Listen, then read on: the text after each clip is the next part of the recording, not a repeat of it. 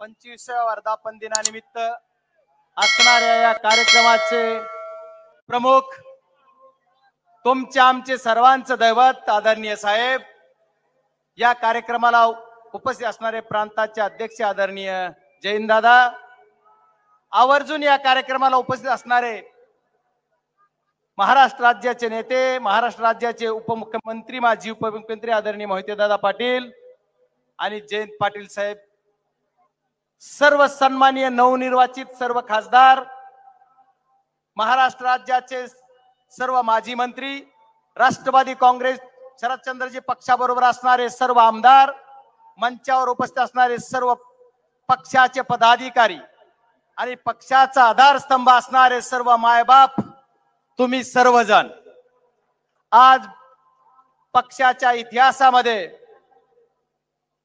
खूप मोठा आनंदाचा दिवस म्हणून साजरा आज वर्धापन दिना दिवशी पक्षाच्या रौप्य महोत्सवाच्या दिनी आमचा सर्वांचा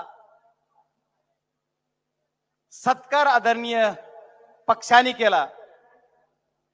या रौप्य महोत्सवाच्या निमित्त मी सर्व नेतृत्व आणि सर्व जनतेना, सर्व कार्यकर्त्यांना विनंती करणार आहे की आपली लढाई ही या ठिकाणी थांबत नाही, तर आपली लढाई खरी आज सुरू होतीये।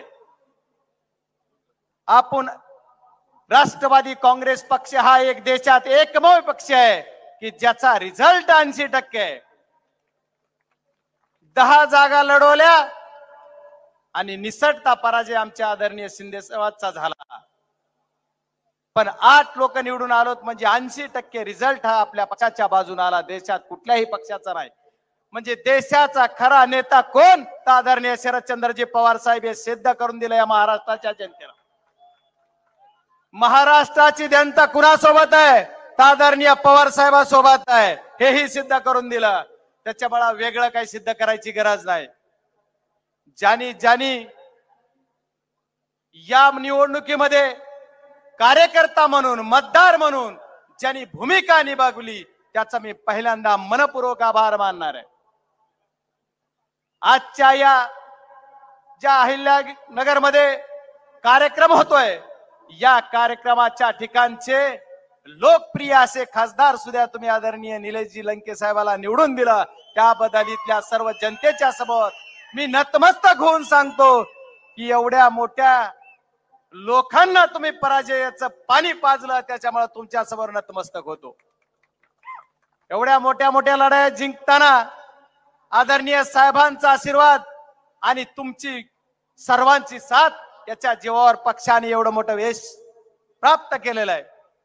येणाऱ्या काळामध्ये आपल्याला विधानसभेची निवडणूक लढायची आणि आदरणीय साहेब, माझी सर्व नेत्यांना विनंती आहे की आम्ही निवडून आलेल्या 8च्या 8 खासदारांना जिम्मेदारी द्या आणि जिम्मेदारीचा रिझल्ट आमच्याकडून घ्या। आम्हाला तुम्ही 1-2 दिवसात जिम्मेदारी द्या की तुला एवढे विधानसभा मतदारसंघ निवडून आणायचे, आणि मी मात्र छाती ठोकपणे विनम्रपणे विनंती करून तुमच्या सर्वांच्या ताकदीवर सांगणार आहे की मला जी साहेब आणि आदरणीय प्रांत अध्यक्ष साहेब जी काही जिम्मेदारी देतील मराठवाड्याचा एकमेव खासदार म्हणून, ते मी पार पाडण्याचा प्रामाणिक प्रयत्न करेल। आणि मराठवाड्याचे सर्वाधिक आमदार यावेळेस पहिल्यांदा विधान भवनात आपल्या पक्षाचं लावायचं काम सुद्धा तुमच्या सर्वांच्या आशीर्वादाने करण्याचं प्रेरणा घेऊन या कार्यक्रमातून जायचंय। ही लढाई तुमच्या आमची सर्वांची अस्मितेची लढाई आहे। त्याच्यामुळं आजच्या या रौप्य महोत्सवी दिनानिमित्त आपल्याला सर्वांना एक निश्चय करून या कार्यक्रमातून जायचंय।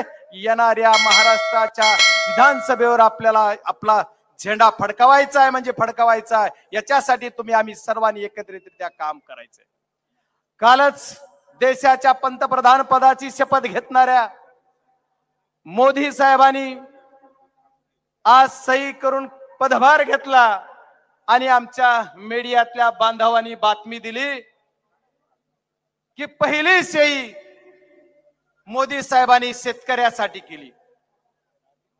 मी म्हणलं बरं झालं, शेतकऱ्यांच्या कामासाठी मोदी साहेबांनी सही केली। कांद्याची निर्यात बंदी उठवली असेल, आमच्या साखरेची निर्यात बंदी उठवली असेल, कापसाला भाव जाहीर केला असेल, पण काय सही केली तर शेतकऱ्यांचं सन्मान योजनेचं जी हप्ता आहे, अरे द्यावाच लागला असता, ती योजना आहे त्याच्यावर सही केली. म्हणजे गाजर दाखवायचं काम देशाचे पंतप्रधान परत एकदा करतायत. तर माझ्या या बीड जिल्ह्यातील सर्व तमाम जेवढे होते तेवढे आणि महाराष्ट्रातील जेवढे आहेत तेवढे खासदार महोदय, आम्ही सर्वजण आणि बीड जिल्ह्यातली सर्व महाराष्ट्रातली संबंध जनता यांना सर्वांना विनम्र विनंती करायची, माझ्या शेतकरी बांधवांना, तरुणांना, मी ज्या बीड जिल्ह्यातून खासदार झालो ती खासदारकी एवढी सोपी नव्हती. सुरुवातीपासून प्रमाणपत्र हातात घेईपर्यंत लढा द्यावा लागला. पण आदरणीय साहेब आणि आदरणीय सर, तुम्ही सर्व जनता माझ्या सोबत होतात म्हणून देशात सर्वात उशिरा कुठला निकाल लागला तर ती बीडचा. पण सत्य परेशान होता है लेकिन पराजित नहीं होता, ऐसा पद्धतीनं सत्याचा विजय म्हणजे हा झालेला आहे. त्याच्यामुळं आदरणीय, मला खूप काही बोलायचंय. अध्यक्ष साहेबांनी उभारले कीच माझा आवाज खाली आला. मी जास्त काही बोलणार नाही, आदरणीय साहेबाला ऐकायचंय. मी शेवटचा विनंती अशी आहे की या सर्व घटनेतून आपल्याला एकच करायचंय की या देशाच्या उच्च सभागृहात जाण्यासाठी आदरणीय साहेबांनी मला संधी दिली. मराठवाड्यात एकच जागा लढली, तुमच्या सर्वांच्या आशीर्वादावर ती जागा जिंकण्याचं सौभाग्य माझ्या नशिबी मिळालं.